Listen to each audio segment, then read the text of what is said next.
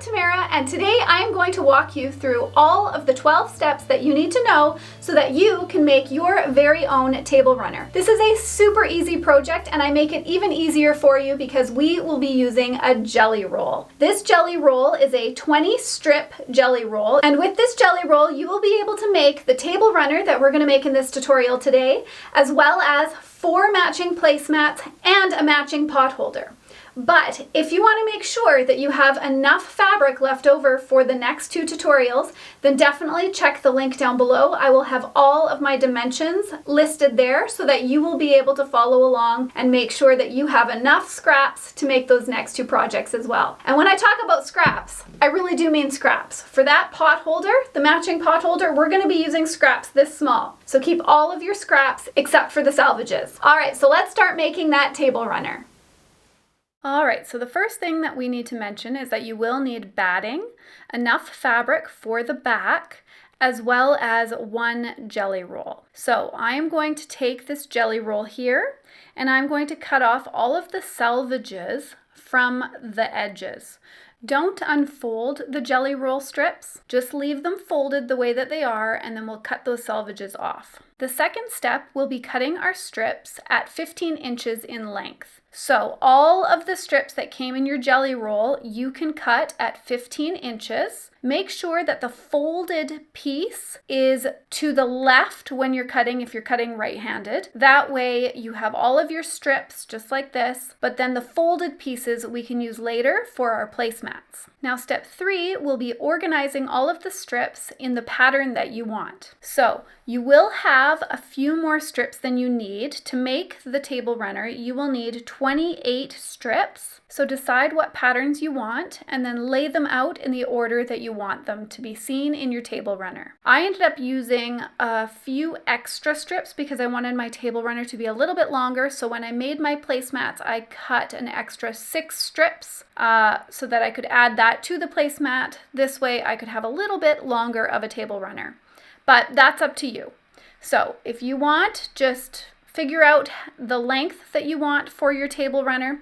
If you use 28 strips, your table runner should end up being around 58 inches by 14.5 inches. Now, as you can see here, I've started to take all of the strips now that they've been organized, and I'm starting to stack them and clip them together. I like to use Wonder Clips. I find that they are nice, especially when you're working with smaller pieces of fabric like this, because then as pins might bunch them up, I find the clips don't, and the clips are just faster. So I have linked those in the description down below if you're interested. Moving on to step 4, we are going to sew all of these strips together at a 1/4 inch seam. And once we've done that, then we will stack up those and start pinning them together and continue on down the line until all of our strips are sewn together. At this point, you do not need to be backstitching.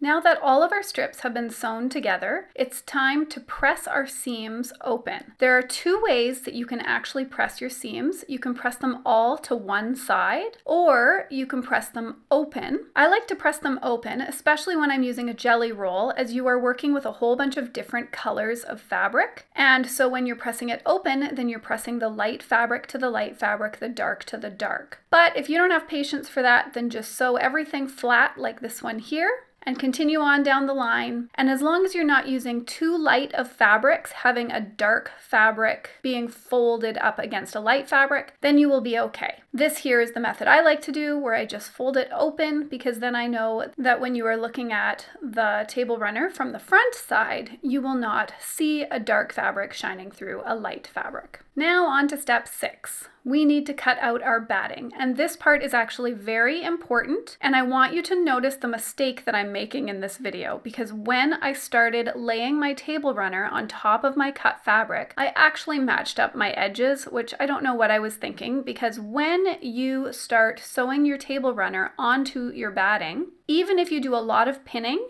your table runner is going to start shifting a little bit as you go. So make sure that you have a couple of inches on both ends of your table runner. I like to have just an inch on the top and the bottom when I'm making my table runner because I don't find that it shifts too much up and down that way. But on both short ends, You definitely want to give yourself at least 2 inches, and to be safe, give yourself even 3 inches. And then lay your table runner on top of your batting and start pinning. The more pins, the better. The more pins you have, the less your fabric is going to move around before you start sewing it onto your batting. So as you can see, that one corner, you can see that my table runner is actually already past the batting. So after I pinned all of this for the video, I unpinned it. I got myself a longer piece of batting. That way when I started to sew it all together, I did not end up running out of batting. So step 7 is pinning and stitching. So what we are going to do is we are going to take this to the sewing machine and we are going to start sewing in the ditch. Right along that seam there, we will sew. You do not need to back stitch, but you're going to sew along every single seam along this entire table runner. And now comes step number 8. We need to trim the edges, and we need to do this very carefully so that it doesn't end up wonky. So what I recommend is that you trust your ruler more than you trust your seams. So we're going to take our ruler and we will cut our first cut right along the edge, and that one there I did line up to my seam and to the edges. And then I'm just going to cut along this end here. And then from here on out, we are going to trust our ruler. So line the ruler up to your last cut. And then along this side, make sure that you are coming in far enough that you're cutting across all of those strips of fabric. That way you don't have to go back and recut later on. And we are just going to move all the way down this table runner, lining up our ruler with our last cut to make sure that everything is nice and straight. And once we've gone all the way along our table runner, we've got that final cut. I'm doing it a bit backwards here, just because I wanted to keep it in frame for the camera, but make sure you're being careful with that rotary cutter because they are sharp. And here we are. The table runner has been cut, so it looks nice and straight there along all of the edges. And now it is time to add it to our backing. Now, when you cut your backing, just make sure that it's a little bit bigger than your table runner, but you don't have to do the same thing that you did with your batting, where you made sure that you had a good 3 inches on both ends, because we are just going to be sewing all the way around. So lay the right sides together and then go around this entire piece and pin it. Make sure you mark a section in the middle, about a 3 to 4 inch section, big enough for your hand to reach in and turn it right side out once you're done. I like to mark this with 2 pins, that way I don't forget and sew across it, just because sometimes I get in the groove and I just keep on going. All right, so now it's time to take this to the sewing machine and sew all the way around that edge at a 1/4 inch seam, and this time do remember to backstitch. All right, so step number 10, we are almost there. We are going to trim all of the excess blue fabric. Well, for me, it's blue, whatever your backing fabric is. We're going to trim that away following the batting lines. And once we have trimmed all of that away, then it will be time to clip our corners.